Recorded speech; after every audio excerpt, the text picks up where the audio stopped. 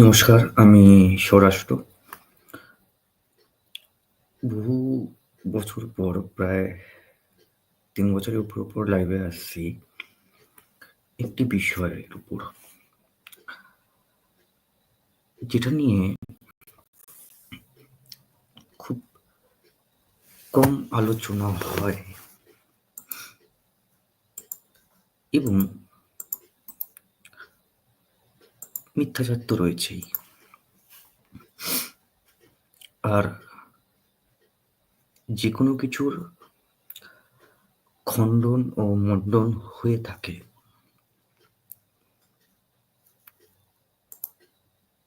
তারই বহু বিষয়ের উপর আজ একটি গুরুত্বপূর্ণ বিষয়। সেটি হচ্ছে কি, বিষয়টা আপনাদের আমি দেখাই, তাহলেই আপনারা বুঝতে পারবেন।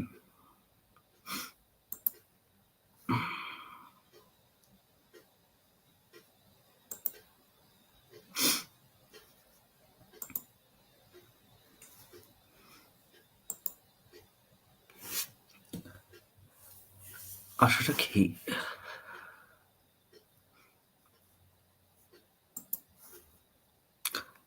এক মিনিট।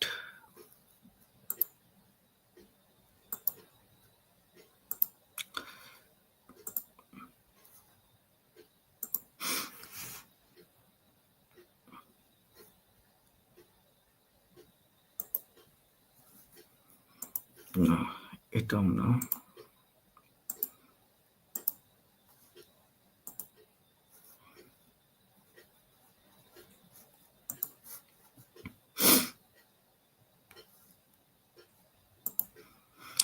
এই বিষয়টি আমি জানি না আপনারা বিষয়টা দেখতে পাচ্ছেন কিনা। খুবই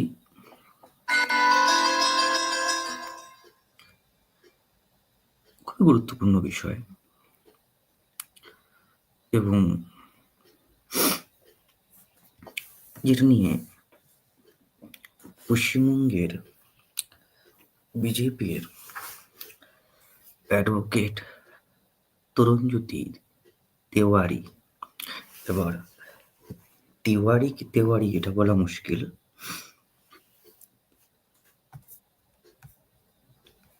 তবে তিনি একটি ফেসবুক পোস্ট করেছেন। তার ফেসবুক পেজ থেকে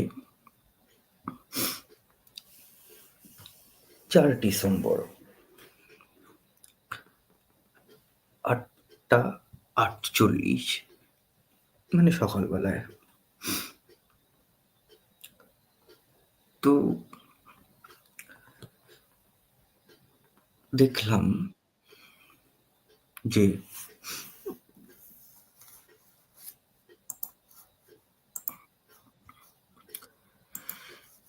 তিনি খুব সুন্দর বলেছেন যে বর্ণাশ্রম, জাতিভেদ এবং হিন্দু ঐক্যের প্রাসঙ্গিকতা একটি ভাবনা। তো তিনি লিখছেন, আমি জ্ঞানে ব্রাহ্মণ, যুদ্ধের ক্ষেত্রে ক্ষত্রিয়, ব্যবসা বাণিজ্যে বৈশ্য এবং কর্মে শূদ্র। আমার বর্ণ নির্ধারণ করে আমার কর্ম জন্ম। জন্মসূত্রে বর্ণ বলে হিন্দু ধর্মে আদৌ কিছু নেই। আমাদের শাস্ত্র, বিশেষ ঋগ্বেদ এই সত্যিটা স্পষ্ট করে বলেছে, কিন্তু যুগ যুগ ধরে কিছু স্বার্থান্বেষী ব্যক্তি এই আজকের দিনে কিছু রাজনৈতিক দল হিন্দু সমাজে বিভেদ সৃষ্টি করতে চায়। তারা জাতি ধর্ম নিয়ে মানুষের মধ্যে বিরোধ লাগিয়ে আমাদের দুর্বল করতে চায়। খুবই ভালো কথা, তবে এখানে কিছু মিস্টেক আছে। তিনি অনেকটাই এখান থেকে এটুখানি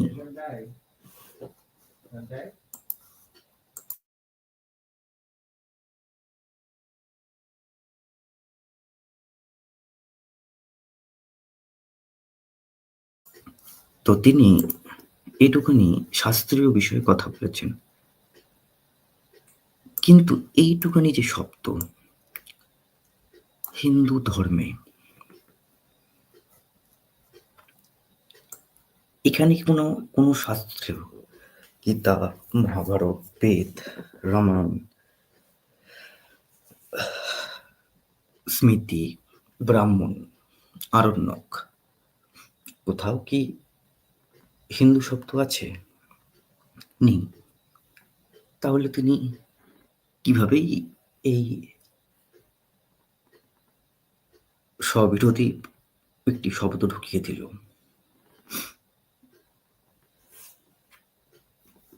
কিন্তু মজার বিষয়, তিনি এখানে অনেক মিথ্যাচার করেছেন। এই যে বর্মণস্য মুখমাসীয় বাহর্ষ রজনী সুকৃতা গুরু তদা পশ্যম পদা সূত্রা জয়তে, এই যে শ্লোকটা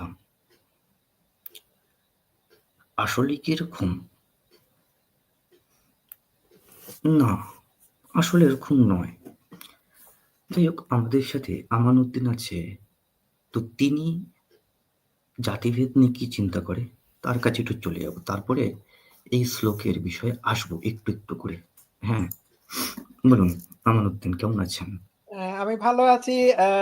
না, এমনি ঢুকলাম তো। জাতিভেদ আবার কি? জাতিভেদ তো আমি মানি না। হ্যাঁ, জাতি আবার কি আর জাতিভেদ কি? এটা কি? এটা কি জাতিভেদ বলে কি কোনো জিনিস কোনো সভ্য সমাজে থাকতে পারে? সভ্য সমাজে থাকে ক্লাস সিস্টেম। ক্লাস হয় মানুষের অর্থনৈতিক অবস্থার উপর নির্ভর করে। যেমন higher class, middle class, working class. ঠিক আছে? এবং ওয়ার্কিং ক্লাস থেকেও কেউ নিজের যোগ্যতা বলে মিডল ক্লাস বা আপার ক্লাসে উন্নীত হতে পারে। ঠিক না? এটাই তো সত্য। কিন্তু কাস্ট তো কাস্ট কাস্টের তো কাস্ট সিস্টেমের মধ্যে যদি কেউ ব্রাহ্মণ হয় তাহলে সে কি কোনোদিন শূদ্র হতে পারে? বা কোনো শূদ্র কি ব্রাহ্মণ বা ক্ষত্রিয় হতে পারে? আমি তো ভারতীয় কাস্ট সিস্টেমের মধ্যে এই জাতীয় কোনো কিছু পাই নাই। ঠিক আছে? পাওয়া যায়? সে তো অবশ্যই, কেন নয়। ও কিন্তু আচ্ছা। পশ্চিমবঙ্গে এই যে তরুণ জ্যোতি বলুন বা আরো যারা আছে, তারা এই যে মিথ্যাচার করে বিভিন্ন রেফারেন্স নিয়ে, ঠিক আছে? তো যাই হোক, তার এই মিথ্যাচার মানে সত্যি হাস্যকর দেখতে গেলে। তার কারণ তিনি আদেও কি ঋগ্বেদ পড়েছে কিনা আমি জানি না। তার কারণ ঋগ্বেদে নিয়ে যে তিনি এই যে ভুল একটা দেখতে গেলে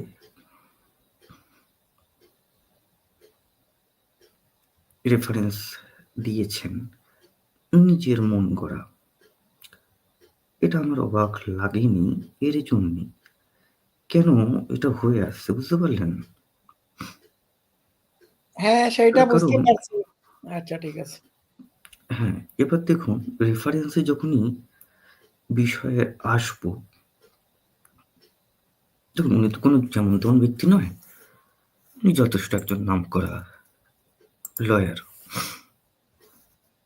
তো প্রথমে এবার যে শ্লোক আপনি দেখতে পাচ্ছেন কি না, দাঁড়ান আমি এটা আনি। এই যে ব্রাহ্মণস্য, তো উনি কি লিখেছে, ব্রাহ্মণ হলেন মুখের জ্ঞান শিক্ষা প্রতীক, ক্ষত্রিয় হলেন বাহু পরাক্রম ও রক্ষার প্রতীক, বৈশ্য হলেন উরু অর্থনীতি ও সমৃদ্ধির প্রতীক, শূদ্র হলেন পদ পরিশ্রম ও সেবার প্রতীক। তো খুব ভালো কথা এই যে ঋগ্বেদ, এক মিনিট এটাকে ইংলিশ করি। তো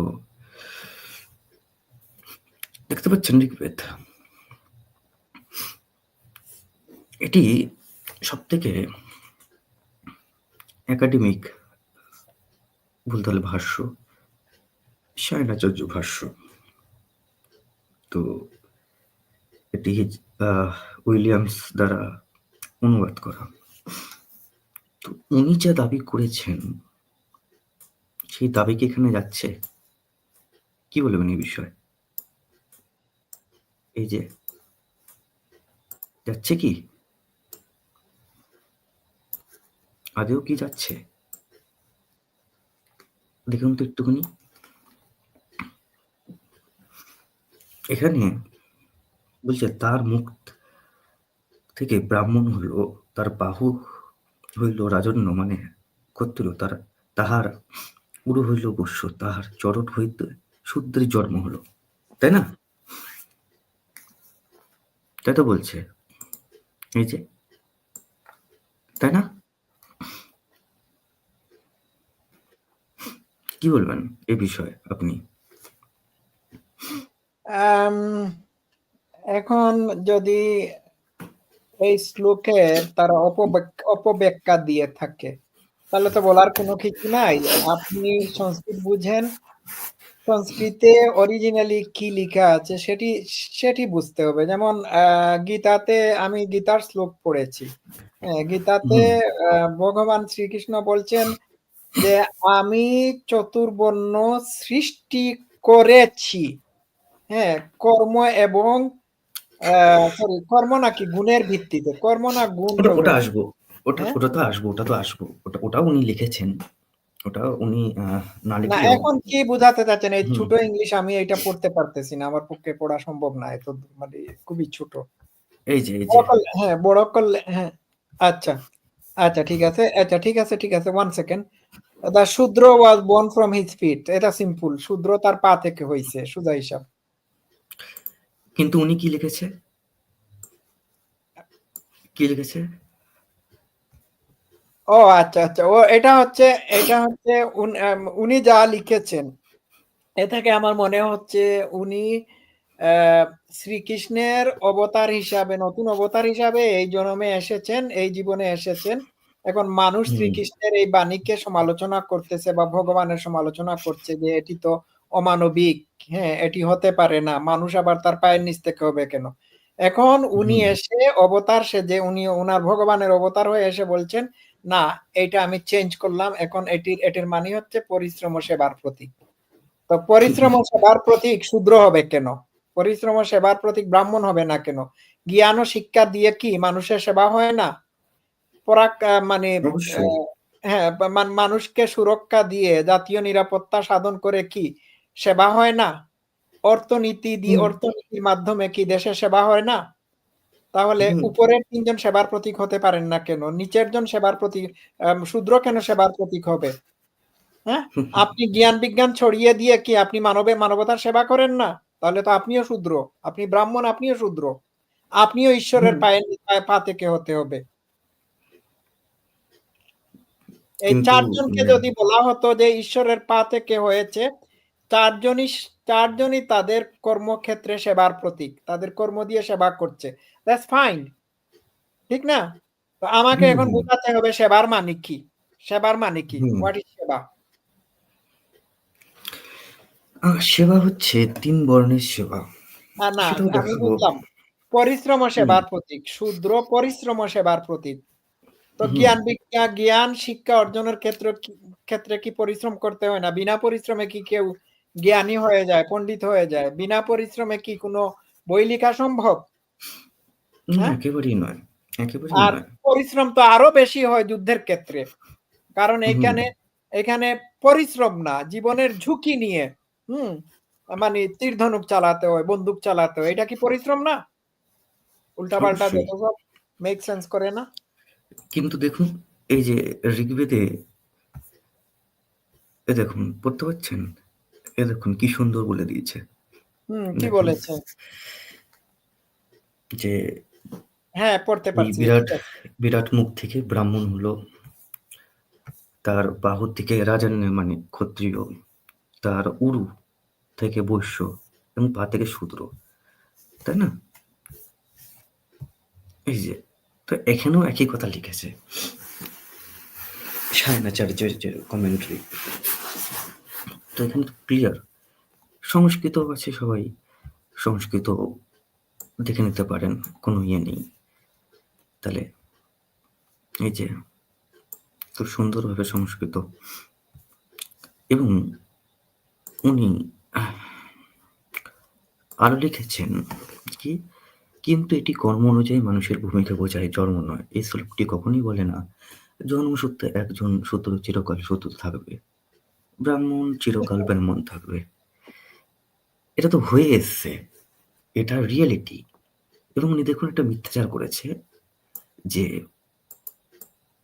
মহর্ষি বাল্মীকি কথা বলি, তিনি একসময় ছিলেন রত্নকর এক দস্যু, কিন্তু তপস্যা ও আত্ম উন্নতির মাধ্যমে তিনি মহান ঋষি এবং রামায়ণ রচয়িতা হলেন। এবার আমানুদ্দিন, এবার আপনাকে একটু ডিটেলস দিই। বাল্মীকি রামায়ণে তিনি রত্নকর দস্যু বা ডাকাত এরম কোনো কিছুই লেখা নেই। এটা আমার চ্যালেঞ্জ, এটা আমার চ্যালেঞ্জ যে কোনো কাউকে। এটি লেখা আছে বাংলার কৃত্তিবাসী রামায়ণে, বুঝতে পারলেন? কৃত্তিবাসী রামায়ণে এটা আছে। যেমন বাল্মীকি রামায়ণে লক্ষণ রেখা নেই, সেটি আছে কৃত্তিবাসী রামায়ণে। এবং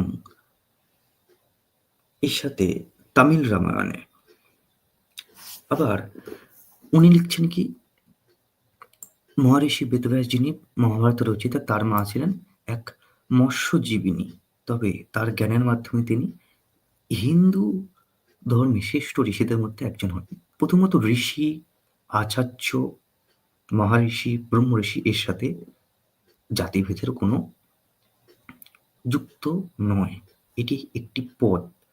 যেমন শিক্ষক, উপাচার্য থেকে আরম্ভ করে বিভিন্ন যে পদ হয় সেটার। তো তিনি লিখেছেন, আজকাল কিছু ব্যক্তি দল, জাতি, ভাষা ভিত্তিতে হিন্দুদের বিভক্ত করতে চায়। তারা নিজেদের স্বার্থে আমাদের ঐক্য নষ্ট করতে চায়, কিন্তু জানে না ধর্ম রক্ষিত দক্ষ, অর্থাৎ ধর্মকে রক্ষা করে, ধর্ম তাদের রক্ষা করে। কিভাবে রক্ষা করে ভাই? এটা একটি কোশ্চেন। ধর্মকে কিভাবে রক্ষা করবে, এই বিষয়ে আপনি কি বলবেন? আম কি বলবো, এগুলো তো বহুল আলোচিত বিষয়। আমি সৌরাষ্ট্র, আমি সময় নেব না, আমি চলে যেতে হবে। আমি আপনার কাছ থেকে জানতে চাইবো যে হুম হুম গীতাতে হুম অরিজিনাল শ্লোকটা কি জাতি বর্ণ বর্ণ প্রথা সম্পর্কে? অরিজিনাল শ্লোক, অরিজিনাল সংস্কৃত শ্লোকে কি বলা হয়েছে? এখানে কি বলা হয়েছে যে আমি আমি তো যদ্দূর জানি বলা হয়েছে যে আমি গুণের ভিত্তিতে, এইরকম বলা হয়েছে না, গুণের ভিত্তিতে আমি চতুর্বর্ণ সৃষ্টি করেছি, না? করেছি বলা হয়েছে পাস্ট টেন্সে। এটা আপনি হুম। সংস্কৃত বললেন, তাহলে বুঝতে হবে। দেখুন, আপনি যেটা বলতে চাইছেন সেটা হচ্ছে, এই শ্লোকটা আমার যতদূর ধারণা হচ্ছে, আমি একটু দেখিয়ে দিই, তাহলে আপনি বুঝতে পারবেন। এটা হচ্ছে চৈতন্য সারস্বত মঠ নবদ্বীপ থেকে ভগবত গীতা। হুম। দেখিয়ে দিই। এটা হ্যাঁ, হ্যাঁ, শ্লোক বৈষ্ণব সিদ্ধান্ত। সংস্কৃতটা পড়তে হবে। ঠিক আছে। হ্যাঁ হ্যাঁ হ্যাঁ হ্যাঁ হ্যাঁ, না এগুলো দেখিয়ে দিতে হয় মানুষকে। এক মিনিট।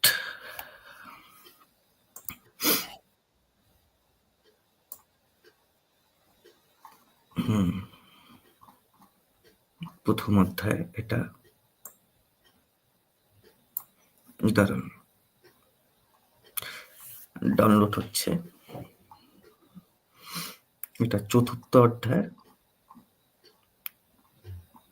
13। এই শ্লোকটার কথা বলছি। হুম, সংস্কৃতটা পড়েন। এই যে চাতুর্বর্ণম মায়াং সিষ্টম গুণা কর্ম বিভাষা তস্য কর্মাণি মায়ং সিদ্ধম কর্মাণি। মতলব এখানে বলছে যে মায়া মানে আমার কৃতিত্ব গুণ কোন বিভাস্য তত্ত্ব গুণ সম তথাপি কর্মে বিভাগ অনুসারে চতুর্বর্ণ ব্রাহ্মণতেই 4টি বর্ণ সৃষ্টং সৃষ্টে হইয়াছে। তস্য সেই বর্ণের ধর্মে ও বর্ণ সকলের অপি স্রষ্টা হইতে মামং আমাকে কর্তব্য গুণাবহিত স্বরূপ বলিয়া অষ্টায়া বয়াম আচ্ছা, বুঝলাম বলিয়া জানিবে। সৌরাষ্ট্র। মানে এর অরিজিনাল বলতে বাংলা চাইছে, অনুবাদ বলেন। এটা বাংলাই আছে, এটা পুরনো খুব, যেহেতু আচ্ছা, বাংলাটা অরিজিনাল কি? বাংলা বলতে হুম। অরিজিনাল বাংলাটা বলতে গেলে এখানে উনি শ্রীকৃষ্ণ বলছেন অর্জুনকে, হে অর্জুন, তুমি এটা জানবে যে, এক মিনিট আমি একটু দেখে নিই, এটা এখনকার বাংলা ভার্সনটা আমি দেখে নিই, মানে পরে বিপদ হবে। গীতা প্রেস হতে দেখছি আমি 13, হ্যাঁ। প্রকৃতির 3টি গুণ এবং কর্ম অনুসারে আমি মনুষ্য সমাজে 4টি বর্ণ বিভাগ সৃষ্টি করেছি। আমি এই প্রথার স্রষ্টা হলেও আমাকেই কর্তা এবং অব্যয় বলে জানবে। বুঝতে পারলেন? মানে এখানে আমার আবার একটু ক্লিয়ার হতে হবে। তিনি কি প্রকৃতির 3টি গুণ এবং কর্ম অনুসারে আমি মনুষ্য সমাজের 4টি বর্ণ বিভাগ সৃষ্টি করেছি। আচ্ছা, বুঝতে আমি পারছি। এই একটু থামুন প্লিজ। মনুষ্য সমাজের বর্ণ সৃষ্টি করেছি, নাকি আমি এই কর্ম এবং গুণ অনুসারে আমি বিভিন্ন মানুষকে বিভিন্ন বর্ণে সৃষ্টি করেছি? কোনটা অরিজিনাল অর্থ হবে? না, বিভিন্ন নয়, 4টি বর্ণ। হ্যাঁ, 4টি বর্ণের মানুষ সৃষ্টি করেছি। এটি আর অরিজিনাল অনুবাদ, নাকি শুধুমাত্র বর্ণ সৃষ্টি করে? যেমন আপনি যদি বলেন যে কর্ম এবং গুণ, এটাই অরিজিনাল অনুবাদ। হ্যাঁ সরি, না, আপনি যদি বলেন কর্ম এবং গুণ অনুসারে বর্ণ সৃষ্টি করেছি, তাহলে মডারেট হিন্দু মুমিনরা বলবে এইখানে ভগবান বর্ণ সৃষ্টি করার কথা বলেছেন। বর্ণ আগে থেকেই সৃষ্টি করেছেন, পরবর্তীতে কর্ম এবং মানে গুণ অনুসারে তাদের বর্ণ নির্ধারিত হয়। এটা না, বলতে এটা না, সে তো আছেই। তবে ওনার যদি দেখি, উনি গীতার একটি শ্লোক করেছেন 18:41 থেকে 44। শ্রীকৃষ্ণ বলেছেন মানুষের গুণ ও কর্ম অনুযায়ী নির্ধারিত হয়, জন্মের ভিত্তিতে নয়। শ্রীকৃষ্ণ বলেছেন ব্রাহ্মণ ক্ষেত্রাং শূদ্রাং চ পরমত কর্মাণি প্রবাহ বিজয় সবাজার বিগুণা। মানে এই শ্লোকের উনি অনুবাদ করেছেন, একজনের জন্ম, পরিচয়, ধর্ম, সামাজিক ভূমিকা নির্বাহ করে না, তার গুণ ও কর্ম ধ্যান করে। ঠিক আছে, এখানে আপনার মজা পাবেন অনেক কিছু এই শ্লোকগুলো নিয়ে। না, এবার দেখেন, আমার কথা হচ্ছে গীতাতে কি শ্রীকৃষ্ণ বলেছেন আমি কর্ম এবং গুণ অনুসারে সেটাই বলেছে, মানুষের বর্ণ সেটাই বলেছে, সৃষ্টি করেছি? হ্যাঁ, সেটাই বলেছে, সেটাই তাহলে বলেছে তাহলে যে তাহলে একটু থামুন। সেটা যদি একটু বলা হয়ে থাকে, তাহলে যে মানুষটার এখন পর্যন্ত জন্মই হলো না, সে কর্ম করার সুযোগ কিভাবে পেল? 1। 2 হচ্ছে যার জন্মই হলো না, জন্মের আগে সে কিভাবে কিভাবে কিভাবে গুণের অধিকারী হলো? তাহলে তিনি কি করে বলেন যে কর্ম এবং গুণ অনুসারে আমি চতুর্বর্ণ সৃষ্টি করেছি? যার জন্মই হলো না, জন্মের আগে সে কর্ম করার সুযোগ পাইল কিভাবে? কিভাবে? That is the question. সে তো অবশ্যই, সে তো অবশ্যই, কেন নয়? আর তবে এটা একটা ধর্মগ্রন্থে মানুষের 4টি বর্ণের কথা থাকবে কেন? 4টি বর্ণের বাইরে কি মানুষের আর কোনো ক্লাস নাই? আর কোনো নাই? বর্ণ নাই? আর সরি, আর কি কোনো জিনিস দিয়ে মানুষের মধ্যে বিভাজন হয় না? 4টি বর্ণ ছাড়া? হয় না, না? এই বিষয়ে দেখুন, ওই গীতাতেই মানে এরা অনেক কেউ মানে পড়ে ঠিকই, কিন্তু পুরোটা পড়ে না, মানে শুরুটা কোনোদিনও করেনি। এটা আমি দেখেছি। এটা আপনাকে শ্লোক দেখাই। এই শ্লোকটা অনেকেই এড়িয়ে যায়, কেন বলুন তো? ধরা পেয়ে যাবে। দেখুন এখানে কি লেখা আছে, এটা হচ্ছে প্রথম অধ্যায়ের,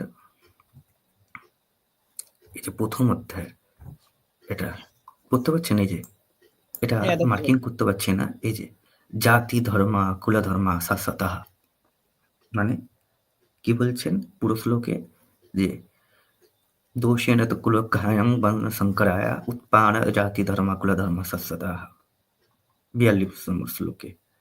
তার মানে এখানে বলছেন এইসব বর্ণ সংকরকারী কুলজ্ঞানের দোষে সনাতন কুল ধর্ম এবং জাতি ধর্ম উৎসর্গ হইয়া যায়। Oh dear. মানে ধরুন কেউ যদি ইন্টারকাস্ট করে তাহলে জাতি ধর্মটাই ধ্বংস হয়ে যায়। এবার জাতি কি সেটা তো বুঝতে পারছি। এখানে শ্লোকে বলছে কি বলছে, জাতি ধর্ম কুলধর্ম শাশ্বতঃ, মানে জাতিভেদ বেঁচে থাকলেই কুলধর্ম বেঁচে থাকবে। এবার দেখুন এখানে আমার কিছু কোশ্চেন আছে। বর্ণ কি?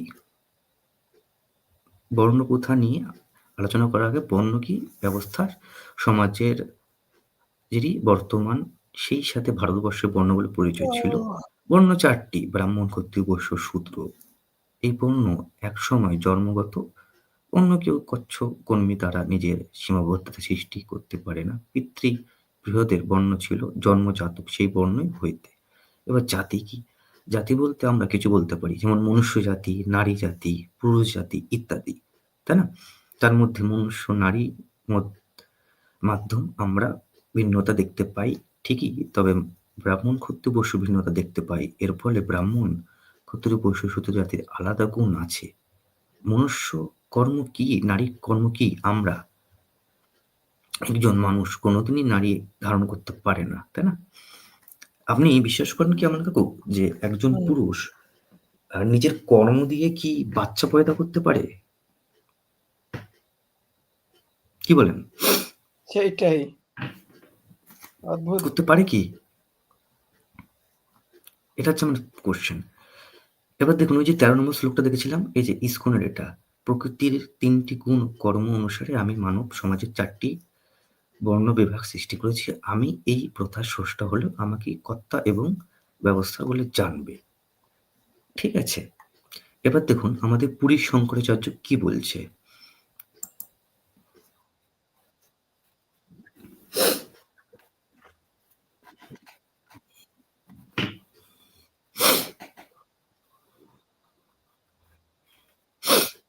এটা কি, উনি কি ব্রাহ্মণ নাকি সৌরাষ্ট্র?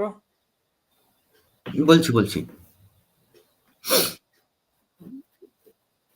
পেট এত মোটা কেন বলো তো দেখি? কিছু শোনা যাচ্ছে না। শুনতে পাচ্ছেন না? না। দাঁড়ান। এর কি কাপড়ের সংকট রয়েছে? কাপড় টাপড় নাই, নেংটা সেংটা বিষয় কি? এটা এটা ওনাকেই জিজ্ঞেস করতে হবে। গায়ে কাপড় নাই কেন? অসভ্যের মতো লাগে। যেহেতু উনি শঙ্করাচার্য তাই। তো কাপড় চোপড় দেয় না, গায়ে শীত লাগে না? না, ওনার শীত লাগে না। না শোনা না যাচ্ছে এবার? झक मार कर শোনা যাচ্ছে? कहना पड़ेगा कि जन्म से वर्ण শোনা व्यवस्था যায়? तदनुकूल कर्म व्यवस्था, यही ना? जन्म से वर्ण व्यवस्था तदनुकूल कर्म व्यवस्था। जन्म नियंत्रित वर्ण है, जाति है। बहुत से लोग कहते हैं हम वर्ण को मानते हैं, जाति को नहीं मानते। गीता का पहला अध्याय भी तो उनको नहीं आता है। जाति धर्मा कुल धर्मा च शाश्वता। लो, উনি হচ্ছেন স্বামী নিঃস্বানন্দ সরস্বতী। উনি হচ্ছেন পুরী উড়িষ্যা মঠের শঙ্করাচার্য, গোবর্ধন পীঠের। ঠিক আছে, 145তম। তো একজন শঙ্করাচার্য নিজেই গীতার এই শ্লোকটা শুনিয়ে দিল।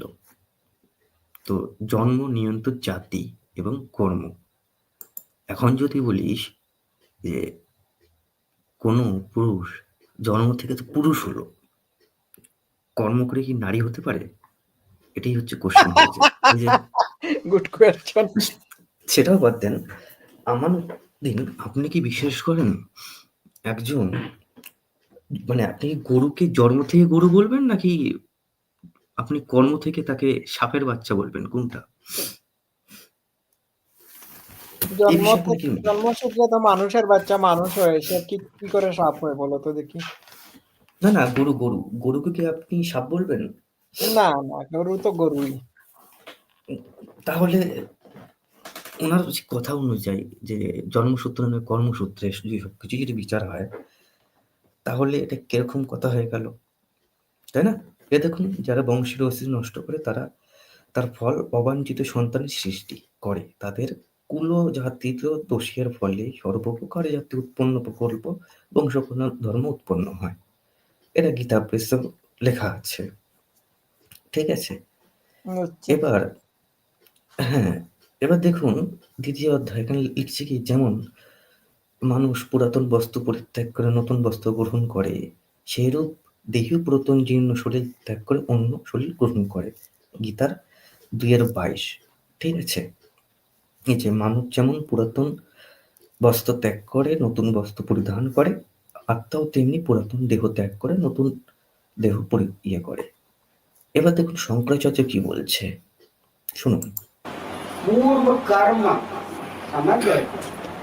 पूर्व कर्म जब फल देने के लिए उदित होता है, उस कर्म के अनुसार जाति का निर्णय होता है। जाति का अर्थ होता है जन्म। पूर्व कर्मानुसार जो जन्म हो गया ना, उसी का नाम है जाति। अब सोने में सुगंध क्या है?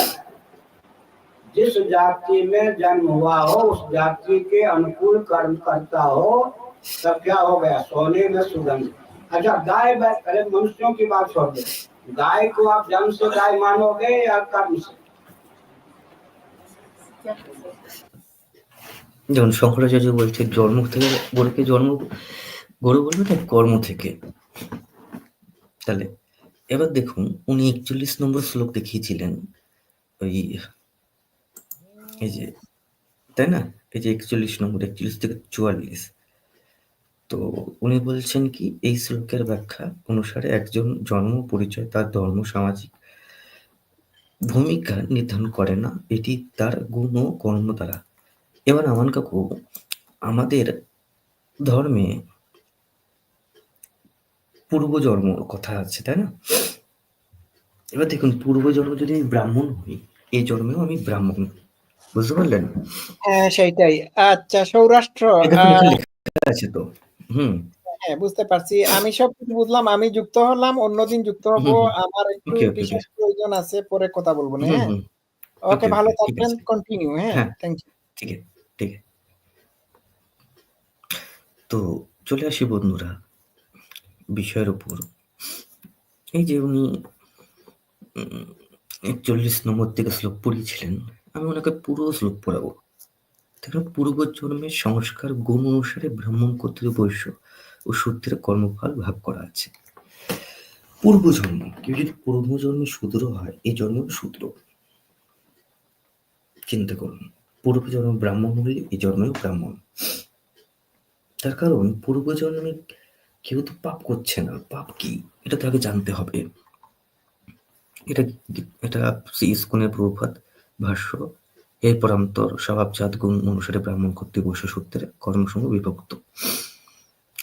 তো আমরা যদি গীতার 3:35 দেখি, এখানে একটি শ্লোক আছে খুব ফেমাস, সর্বা শ্রেয়ং সধর্মা বিঘ্নং পরধর্মা অনুষ্ঠিতা সর্বধর্মে বিঘ্নং সেহ প্রাধর্মা ভয়াবহ। সর্বা সুন্দর পরধর্ম অপেক্ষায় গুণ অল্পযুক্ত নিজ ধর্ম শ্রেষ্ঠ। স্বধর্মে মৃত্যু ভালো, কিন্তু পরধর্ম ভয়াবহ। তার মানে একজন ব্রাহ্মণ কোনোদিনও শূদ্রের কর্ম করতে পারবে না। তার আর্থিক অবস্থা খুবই খারাপ, যদিও তার স্বধর্ম যতই ভালো হোক, বা শূদ্র ব্রাহ্মণ হতে ইচ্ছা করছে, সে খুব শিক্ষিত,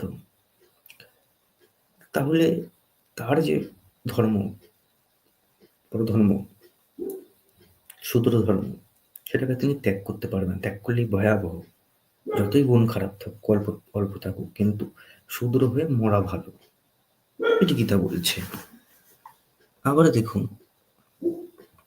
এই যে এটা গীতা প্রেসের প্রত্যুধ্বনি। এবার পুনরুপন্ন কি বলেছে শ্রীকৃষ্ণ, আমি এই সকল প্রাণীর হৃদয়ে অবস্থিত, আমার হতেই সকল স্মৃতি জ্ঞান অপহরণ সংযোগী দোষ নাশ হয়ে থাকে। বেদসমূহ জ্ঞাতব্য বিষয়ে আমি বেদের জ্ঞাতব্য নির্মাণকারী এবং বেদক্ষ জ্ঞাতব্য, মানে শ্রীকৃষ্ণ বলছে, দেখো আমি তো বেদ নিজেই লিখেছি, বেদের কেতব্য আমি। যদি আপনি 4 অধ্যায়ের প্রথম যদি পড়েন বুঝতে পারবেন। একটু এই শ্লোকটা একটু অবৈজ্ঞানিক আছে। আমরা তো ওপেন হার্ট সার্জারি করলে পরে কাউকে দেখতে পাই না, অ্যাজ এ কোশ্চেন। যাই হোক, এবং একের বললাম না, তাদের এক। তো কি বলছেন, আমি এই অবিনাশী যোগ কর্মযোগ সূর্যকে বলেছিলাম, সূর্য তার পুত্র মনুকে এবং মনু তার পুত্র ইক্ষুয়াকে বলেছেন। সেই জ্ঞান কি? সেই জ্ঞান হচ্ছে এটা, এই যে মনুস্মৃতি, মেঘাতিথি, রঙ্গনাথ ঝাতারা কি বলছে এখানে, ব্রাহ্মণের নাম হোক শুভ, মানে মঙ্গলস্য ব্রাহ্মণস্য সত্যম ক্ষত্রিয়া বলাবিশা বৈশ্য ধনুযুক্তা শূদ্রাণু গুণা বিশেষ মতে ব্রাহ্মণের নাম হোক শুভ, শক্তির সঙ্গে যুক্ত ক্ষত্রিয়, সম্পদের সাথে যুক্ত বৈশ্য আর শূদ্রের অবনমকর নাম। মানে ব্রাহ্মণের নাম হবে গুণবাচক, ক্ষত্রিয় নাম হবে বলবাচক,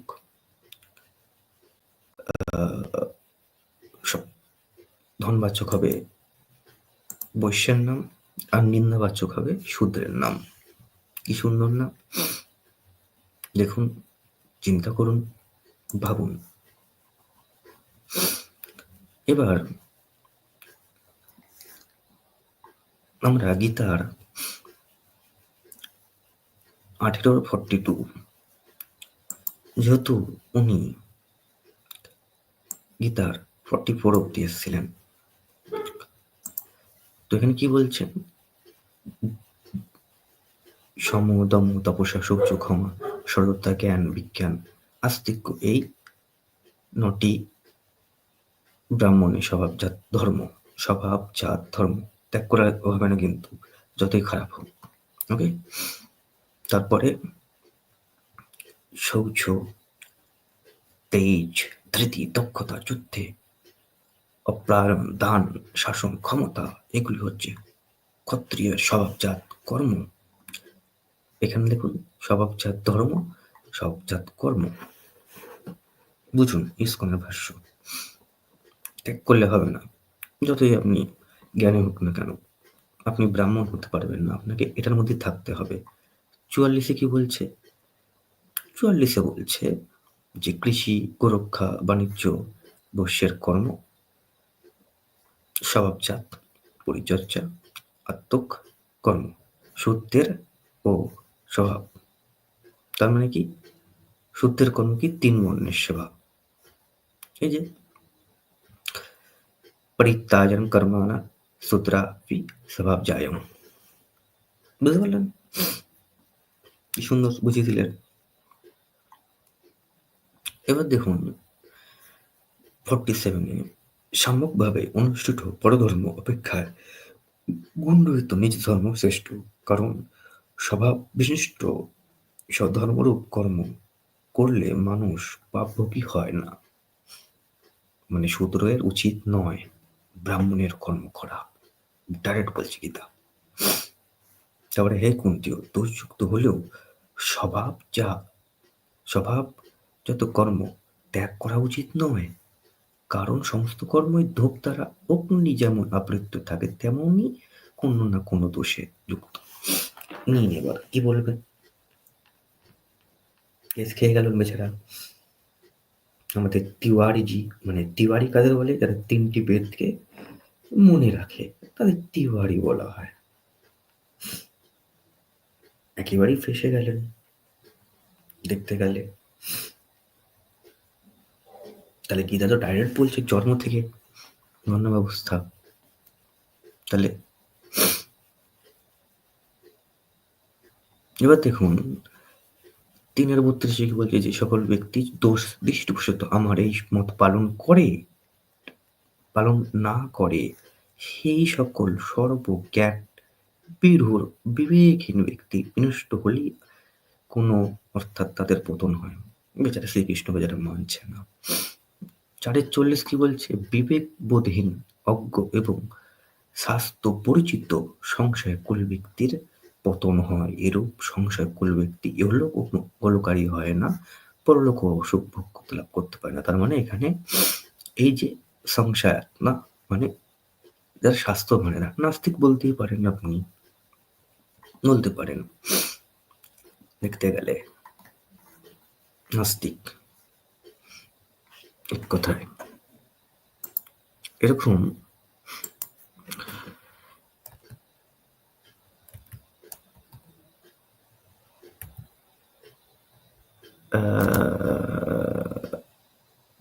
নাস্তিক, এক মিনিট, তো এই বিষয়ে একটি শ্লোক চোখে পড়েছিল, দাঁড়ান।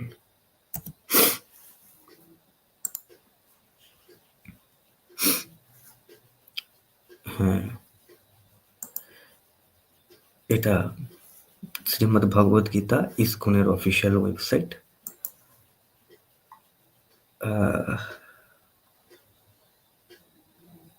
এটা কি, এক মিনিট, না এটা না,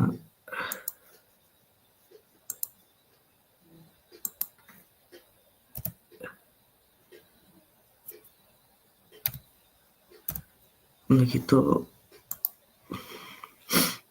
একটা ভালো জিনিস খুঁজে পেয়েছিলাম। এই যে এটা ইংলিশ করি, দেখুন তো, দেখেন, কেস খাইয়া দিয়েছে, একেবারে কেস খাইয়া দিয়েছে। কি করবেন ভাই, ডাইরেক্ট এথিস্ট লেখা দিয়েছে। এই যে এথিস্ট, যদি অনুবাদ করি, এই যে কোথায় গেলে অনুবাদ, এই যে সকল দুষ্কৃতকারী নির্দারুণ মূর্খ, যাহারা মানব জাতির মধ্যে সর্বনিম্ন, যাহাদের জ্ঞান ভ্রম দ্বারা চুরি করা হয়, এবং যাহারা অসুরদের নাস্তিক প্রকৃতির শরণাপন্ন হয়, তাহাদের আমার কাছে আত্মসমর্পণ করে না। কেস খেয়ে গেল বেচারা নাস্তিকরা। কি করবে ভাই, নাস্তিক তো বধ আছে, তাই না? নাস্তিক বধ তো আছে। এই যে নাস্তিক পূরণ করে যে দুষ্কর্ম শব্দ দ্বারা বর্ণনা করা হয়েছে, কৃত্রিমানে যিনি মেধাবী কাজ করতে, নাস্তিক উপকারী যখন কখনো খুব বুদ্ধিমান ও মেধাবী হয় তখন নাস্তিক। তো এই যে নাস্তিকদের নিয়ে একটি শ্লোক আছে, মনুস্মৃতি,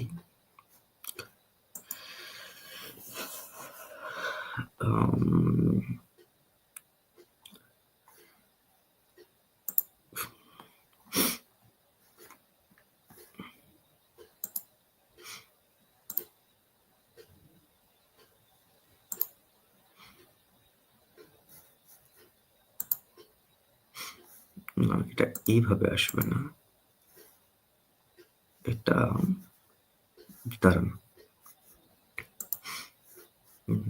এই একটা সমস্যা।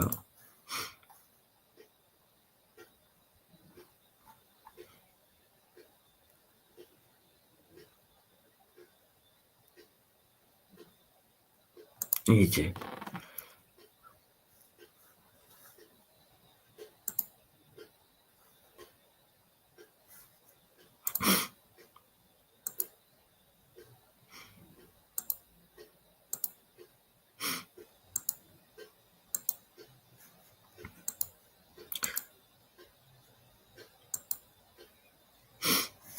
দাঁড়ান তো, ব্যবস্থা করছি।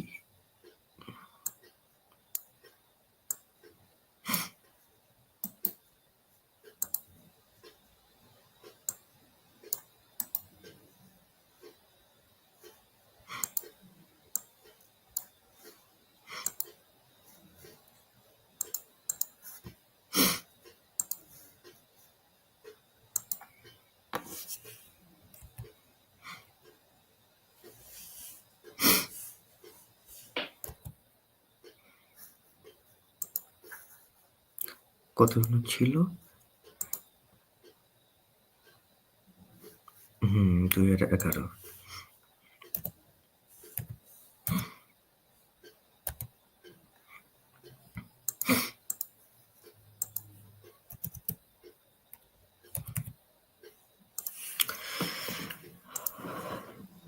এই যে শ্লোক, একটা সমস্যা হচ্ছে পরে পরে।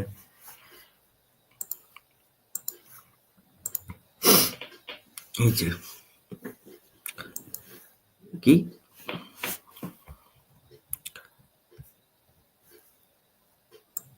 নাস্তিক নাস্তিক বেদ নিন্দক। দেখুন এখানে ইনফিডেল শব্দ ইউজ করেছে, মানে যারা নাস্তিক হয়, তো যারা জিজাস, তাদের উচিত তাদেরকে সমাজ থেকে বহিষ্কার করা। এখানে মেঘাতিথি ভাষ্য দিয়েছে যে কারা কেথা এথিস্ট। এই যে দেখুন তো, এই যে, তো এখানে আমরা বুঝতে পারছি যে এথিস্ট এর মধ্যে বুদ্ধিস্ট আছে, চার্বাক আছে এবং জৈনও আছে। কেন এরা বেদ ফলো করে না, ঠিক আছে, এবং বিভিন্ন রেফারেন্স দেখতেই পাচ্ছেন এখানে পরপর দিয়ে দেওয়াই আছে, তাই না? তো ওনার তো খণ্ডন হয়ে গেল যে গীতা মতে যে কর্ম না, জন্ম থেকেই আপনার বর্ণ নির্ধারিত হয়। ওনাকে যদি এখন বলি, এই ব্যক্তিকে বলি আপনি এটি পুত্র সন্তান জন্মদিন, পুত্র কেন বলছি, পুত্র তো নরক থেকে বাঁচায়, ওটাও মনুস্মৃতির কথা। যাই হোক, একটি সন্তান জন্মদিন, উনি কি পারবে? পারবে না, ওটা ওনার কর্ম নয়, এটি নারীর কর্ম। তো শাস্ত্র এটাই বুঝিয়েছেন, শঙ্করাচার্য তাই বলছেন। এবার দেখুন মিথ্যাচার।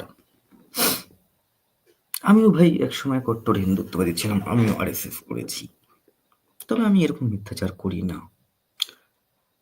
আমরা অহিংস পরম ধর্ম বলি, যার অর্থ অহিংসা সর্বোচ্চ ধর্ম। ভাই ধর্ম কি? ধর্ম কি এর আগে জানতে হবে। শাস্ত্র এটা বলছে ধর্মাণি কর্মাণি বিভাজতে যদধর্মা কর্মাণি যজ্ঞ ক্রিয়া কর্মে কাণ্ডে। কোথায় আছে? শতপথ ব্রাহ্মণে। ঋষি অরুণ কি বলেছে? कर्म न यज्ञ क्रिया न धर्माशा साधु क्रिया न धर्मे साधु क्रिया न धर्मेशा विहा आहुति न यज्ञ कर्म। তো যে যজ্ঞের কর্ম দ্বারা ধর্মের প্রচার হয় তাহাকে ধর্ম বলো। ব্রাহ্মণ কি বলছে? শতপথ যাহা কিছুই রীতিমতন ধারণযুক্ত তাহাই ধর্ম, ধর্মে না ধারণা। তো যাই হোক, কিন্তু আমরা কি এর গীতা মতে তো ব্রাহ্মণ ধর্ম, বৈশ্য ধর্ম, ক্ষত্রিয় ধর্ম, শূদ্র ধর্ম দেখলেনি, কিন্তু আমরা কি এর পরেও অংশটি ভুলে গেছি? সেটি হলো ধর্ম হিংসা তথৈব চ, অর্থাৎ ধর্ম রক্ষার্থে হিংসা করাও প্রযুক্ত হতে পারে। ভাই উনি একজন আইনজীবী, এই যে অ্যাডভোকেট। আমি জানি অ্যাডভোকেটরা খুব পড়াশোনা করে, ওই জন্য আমার কষ্ট হয়। উনি পড়াশোনা করেনি, উনি হোয়াটসঅ্যাপ থেকে ছেপে দিয়েছে, বুঝতে পারলেন? হোয়াটসঅ্যাপ থেকে ছেপে দিয়েছে, ভাবতে পারছেন? প্রথমত মহাভারতে 4 থেকে 5 বার, এই মুহূর্তে আমার মনে পড়ছে যে আপনার অহিংসা পরম ধর্ম আছে, ঠিক আছে? অহিংসা পরম ধর্ম আছে। এই যে ধর্মে হিংসা তথৈব চ, এটি কোথাও নেই, বেদে নেই, মহাভারতে নেই, রামায়ণে নেই, শ্রীমদ্ ভাগবত পুরাণে নেই, বিষ্ণু পুরাণেও নেই, মার্কেন্ড পুরাণেও নেই। কোথায় আছে? হোয়াটসঅ্যাপে আছে, হোয়াটসঅ্যাপ ইউনিভার্সিটিতে আছে। আপনাকে একটা শ্লোক দেখাই, এটা দেখতে পাচ্ছেন কিনা, এখানে রীতিমতো আলাদাই তো অর্থ করেছে, সত্যি কথা বলতে। তার কারণ এটা তো সংস্কৃত, এটা পরিষ্কার বুঝতে পারছেন। এটা হচ্ছেন আপনার রেফারেন্স নাম্বার হচ্ছে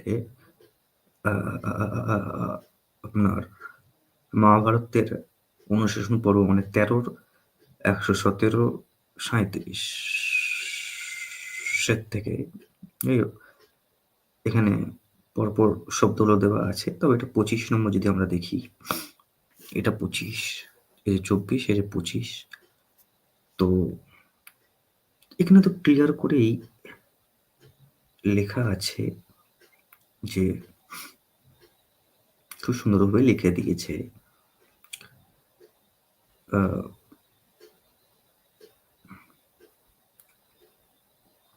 দেখি তো, अहिंसा परमो धर्मो हिंसा तस्य अहिंसा परमो सत्यम यथा धर्म का, मतलब अहिंसा परम धर्म, অহিংসাই পরম সত্য, পরম তপস্য এবং অহিংসাই পরম সত্য, অর্থাৎ অহিংসার মাধ্যমে প্রদত্ত পথের প্রতি ঝুঁকে। এই যে শ্লোকটা, এই যে অহিংসা পরম সত্যম, এটি সংস্কৃত, এটি ট্রান্সলেশন হয়ে গেছে গুগলে। এই যে আপনারা যদি দেখেন, এখানে তো ভাই কোথাও ধর্মহিংসা তথ্যবচ নেই। কোথাও কি আছে ধর্মহিংসা তথ্যবচ? বলেন, নেই তো। অনুবাদগুলো দিয়ে দিয়েছে, এখানে দেখতে পারেন, এই যে মহাভারত সংস্কৃত। তাহলে এই যে ফেক শ্লোকগুলো, এরা যথেষ্ট প্রচার করে, বুঝতে পারলেন? তার কারণ ব্রাহ্মণরা এই ভুলুকের ঈশ্বর। যাই হোক, এই জন্য বলছেন একটাই পরিচয়, আমি হিন্দু। ভাই, মহাভারত, গীতা, রামায়ণ, বেদ খুঁজে একটা হিন্দু শব্দ দেখিয়ে দিতে বললে আমি হিন্দু হয়ে যাব, কিন্তু কোথাও হিন্দু শব্দ নেই। আমাদের বিভেদ ভুলে এক হতে হবে। কিভাবে এক হবে? মাঝে বাগেশ্বর বাবা বলেছিলেন, হিন্দু হিন্দু ভাই ভাই, জাত পাত কো করো বিদায়। তো সেখানে আমাদের যোশী মঠের শঙ্করাচার্য স্বামী অবিমুক্তেশ্বরানন্দ বলেছেন যে জাতি আছেই বলে তো হিন্দু আছে, তাই না? এখন যদি আমাদের তথাকথিত হিন্দু শব্দ ইউজ করছেন, যদিও শাস্ত্রীয় নয়, তবুও এটি সামাজিক হয়ে গেছে। যখন বিয়ে দিতে যায় তখন তো জিজ্ঞেস করা হয়, ভাই হিন্দু তো বুঝলাম, কোন হিন্দু, তাই না? ব্রাহ্মণ, বৈশ্য, শূদ্র কি, তাই না? জাতি কি জিজ্ঞেস করা হয়, এটা স্বাভাবিক। ব্রাহ্মণের মধ্যে কে সারস্বত, দক্ষিণায়, কামনকুচ, কোন ব্রাহ্মণ, এটাও জিজ্ঞেস করা হয়। শূদ্রের মধ্যে কোন শূদ্র, তাই না? কৈবর্ত নাকি নাকি মাহিষ্য, কোন ক্ষত্রিয়, সূর্যবংশ, চন্দ্রবংশ, নাগবংশ, কোন ক্ষত্রিয়, এগুলো জিজ্ঞেস করা হয় এখনো ভারতবর্ষে। আপনি আনন্দবাজারে খুলে পাত্র চাই, পাত্রী চাই, শুধু হেডলাইন দেখবেন, তাই না? তো একেবারে হাস্যকর। সর্বে সুখী ভবন্তু, সর্বে সুখী না ভবন্তু। প্রথমত এই শ্লোকটা একটি ভাওতাবাজি। ভারতবর্ষে যদি দলিত নির্যাতন দেখি পাগল হয়ে যাব বছরের পর বছর। কেউ সুখী নয়, ব্রাহ্মণরা সুখী আছে, উনি যেহেতু ব্রাহ্মীণ, তাই না?